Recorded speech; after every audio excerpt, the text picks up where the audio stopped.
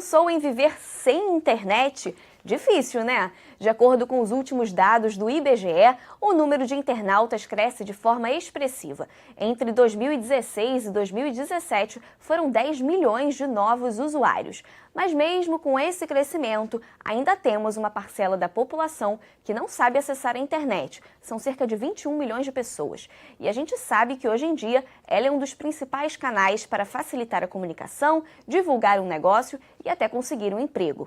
Como o acesso e o uso de ferramentas no mundo digital pode mudar a vida de jovens que demoraram a ter o primeiro acesso à internet, é o que vamos conversar no Papo de Juventude de hoje.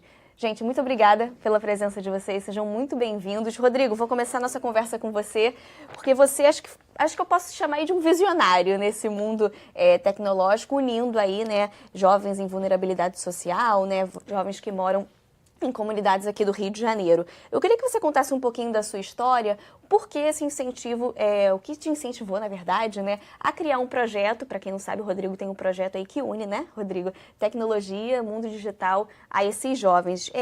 Como surgiu essa vontade aí para incentivar o uso da tecnologia na vida desses jovens? Bom, olá a todos, é um grande prazer a gente estar aqui falando sobre empoderamento digital, que é a bandeira, a causa da Recode, que é a primeira ONG, a primeira organização social na área de inclusão digital no Brasil, que foi criada 24 anos atrás. Agora, essa história tem muito a ver com a história da minha vida, porque quando eu tinha 12 anos de idade, meu pai me deu um dos primeiros computadores que entraram no Brasil, um TK-82, muito antigo, era fita cassete que a gente tinha que usar, monitor preto e branco, mas eu me apaixonei pela tecnologia. Quando eu comecei a aprender a programar, eu percebi que eu podia programar a minha própria vida, ou então reprogramar a minha vida. E eu me apaixonei pela tecnologia. E eu também comecei a trabalhar como voluntário junto da Arquidiocese do Rio de Janeiro com meninos de rua. E esse trabalho com esses meninos de rua que tinham praticamente a minha idade fazia com que eu aprendesse mais coisas sobre a vida com eles do que na minha escola. Eu me apaixonei pelo trabalho social. Então, tecnologia e trabalho social é parte da minha vida desde os 12 anos de idade. E aí, saindo da faculdade, fui trabalhar em algumas empresas internacionais, e aí eu saí que criei minha própria empresa. E aí, nesse período de startup, eu tinha 23 anos de idade, em 1993, e quando eu me via em 10 anos, eu me via mais rico e não realizado. E eu resolvi mudar a minha vida. Eu falei, não, quero daqui a 10 anos me sentir um homem realizado, feliz, com propósito. E aí eu comecei a meditar, refletir sobre a minha vida, qual era o caminho, e a resposta apareceu no final do ano. E apareceu, você sabe como? Num sonho, literalmente. Eu estava dormindo e tive um sonho em que eu vi jovens de baixa renda usando uma tecnologia pequena nas mãos, naquela época não existia smartphones, e usando essa mesma tecnologia para transformar a própria vida e transformar a sua própria comunidade. E aí, qual foi o primeiro lugar que você aplicou, né, esse seu sonho, esse seu desejo, essa sua visão para unir, né, esses jovens à tecnologia? O primeiro lugar aqui no Rio de Janeiro, onde foi? Em março de 95, nós escolhemos começar na comunidade Santa Marta, em Botafogo, no Rio de Janeiro.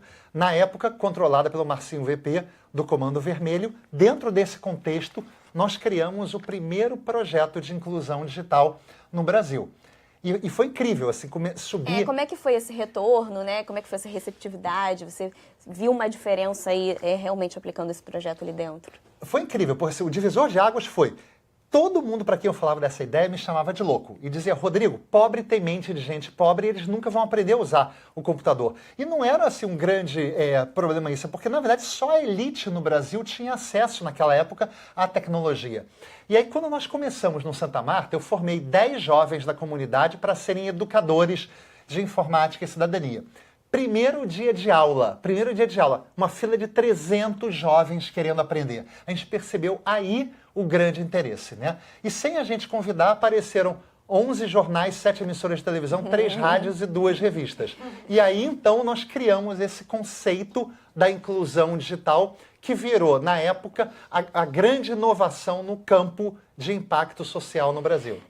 Rodrigo, isso foi no ano de 94, 95, né? A gente está em 2019 e esse seu projeto ainda continua fazendo efeito, né? Porque a gente acho que quem pode explicar isso melhor pra gente é o Lucas Bittar, que ele tem 20 anos, mora ali na Maré e passou por esse o que você chama de empoderamento digital, né? Porque até pouquinho tempo, né, Lucas, você realmente não sabia mexer no computador, não fazia ideia do que esse universo da internet, o que essas ferramentas digitais poderiam proporcionar na sua vida. Isso, olá.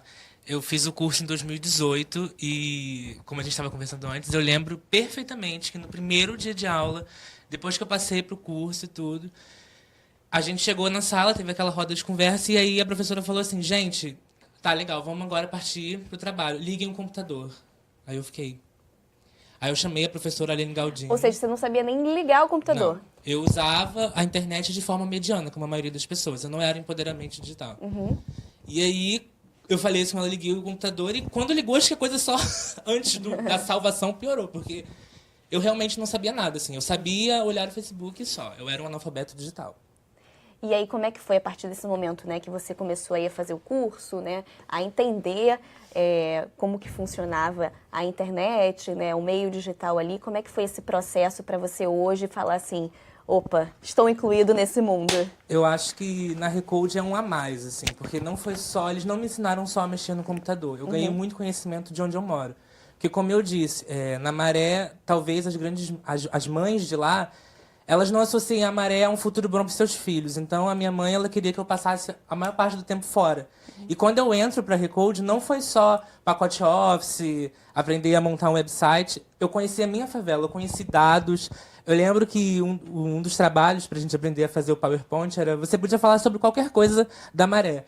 E aí eu montei uma historinha infantil tentando explicar para as pessoas dali da Maré como que talvez se os políticos trabalhassem de uma forma qualitativa, a gente teria uma vida boa. Então, assim, eu acho que não foi só a internet, foi todo um conhecimento geral sobre quem sou eu, onde estou, entende? Mas em quesito, assim, voltando para a área virtual, hoje eu sou outra pessoa. Assim. E é um incentivo para o seu futuro, né, Lucas? Tanto é para conseguir emprego, né, estágio, daqui a pouco você está Já trabalha? Trabalho no Suípa. Ah, que legal. E eu aposto que o uso da internet é essencial, né? Com certeza. Rodrigo, é bacana ver um retorno desse, depois de tanto tempo, né, que você começou, ainda ver que faz efeito e muda a vida de muitos jovens, né? Sem sombra de dúvida. Quer dizer, para a gente, nós ganhamos, nesses 24 anos, mais de 60 prêmios internacionais. Agora, esses prêmios fazem a gente ficar feliz durante uma semana e a vida volta ao normal depois. O que nos traz um sentimento de realização são os exemplos que nós temos frequentes, como o do Lucas, de jovens que transformaram a vida através da tecnologia, que foram empoderados digitalmente. Mas a gente tem ainda um grande desafio. Você sabia que 25% dos jovens em escola pública no Brasil não tem acesso à internet? Pois é. Né? A gente tem, embora 70% dos lares, segundo o IBGE, tenham acesso à internet, 94% do uso é mídias sociais, WhatsApp e um programa de vídeo. É um uso bem raso, né, de um primeiro nível da internet. Para empoderar é mais do que ensinar meramente os softwares ou os programas, né? O que nós da Recode fazemos? Ensinamos os conteúdos de tecnologia junto com 4 competências socioemocionais. A gente ensina as pessoas sobre criatividade, trabalho em equipe, comunicação empática e resolução de problemas. Então, a gente está falando de muito mais do que ensinar técnica pela técnica. Sim. Mas a técnica como uma ferramenta de libertação, de autonomia, de empoderamento. E de resultado, né? Porque isso traz um retorno. Pode falar, Lucas. Eu lembro que no final da minha trajetória lá, a Recode levou os alunos da Maré para conhecer grandes empresas, grandes fábricas. E definitivamente eu conheci alunos que nunca tinham saído da favela. Eu lembro que quando a gente foi visitar a Recode na Lapa, as pessoas não sabiam chegar na Lapa, que é assim, um lugar que todo carioca ou quem mora no Rio conhece. Então, assim, levar essas pessoas, mostrar para essas pessoas, olha, temos a cidade, ocupa, é seu espaço. Sim. Entende? E, Lucas, como é que, diante, né, de todo esse conhecimento que você absorveu aí durante esse período, você elaborou um projeto, né? Explica um pouquinho como que é esse projeto, qual o público, o foco aí. Então, no final do ano, a gente tinha que produzir um website fictício, mas que gerasse um impacto. E eu pensei num website que trouxesse drag queens para debater sobre quão é difícil é ser drag no Brasil. E não nem na visão preconceituosa, trazer as drag queens para conversarem assim, falta blush para mim, falta uma peruca para mim. Eu queria que as drags conversassem sobre, e principalmente eu trouxe o debate LGBT para Maré, que é um local de minorias, mas é um local extremamente conservador. Então, assim, fazer com que todas aquelas pessoas conversassem sobre, mostrar a arte drag que é tão crescente no Brasil foi maravilhoso. Ah, que legal, porque você vê que não é só um trabalho, né, Rodrigo, que pensa no geral, é o que você falou, pensa nas minorias ali também e muda realmente a vida dessas pessoas. A gente vai continuar essa conversa daqui a pouquinho, que a gente tem que ir para o intervalo bem rapidinho. Você que está acompanhando a gente, não sai daí não, a gente volta já já.